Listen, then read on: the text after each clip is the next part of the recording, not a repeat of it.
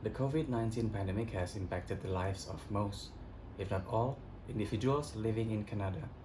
However, it is becoming increasingly apparent that the mental health of younger populations has been particularly affected.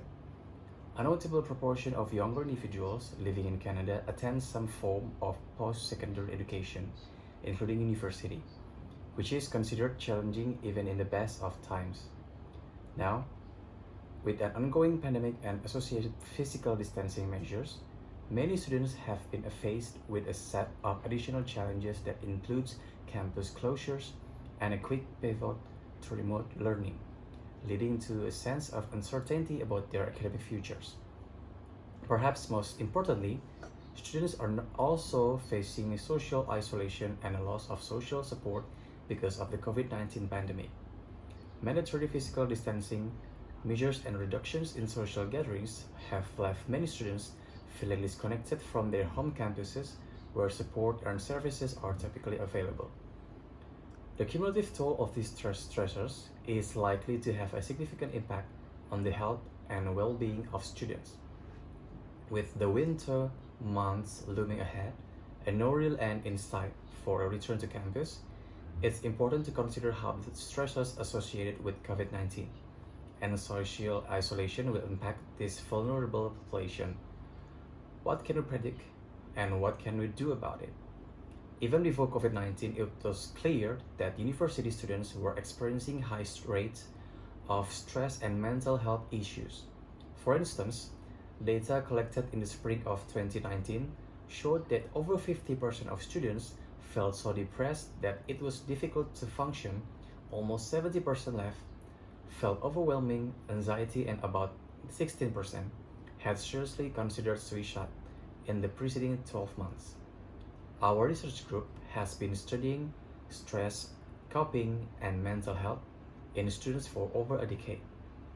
As neuroscientists, we have been particularly interested in how stress might influence a person's biology, including their stress hormones and immune responses, to predict symptoms of depression and anxiety. We have also been interested in understanding how a person's genetic background interacts with successful or stressful life experiences to predict vulnerability or resilience to mental health issues. Among university student populations, we have frequently shown that traumatic events, together with genetic makeup, predict decision-making, coping abilities, symptoms of depression, and thoughts of suicide. We have also highlighted the importance of social relations for well-being, revealing that university students with poorer social ties have higher levels of inflammatory factors known to play a role in depression.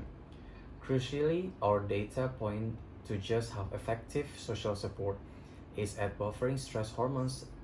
This is concerning given the reduced ability to have strong social ties and support networks through the pandemic.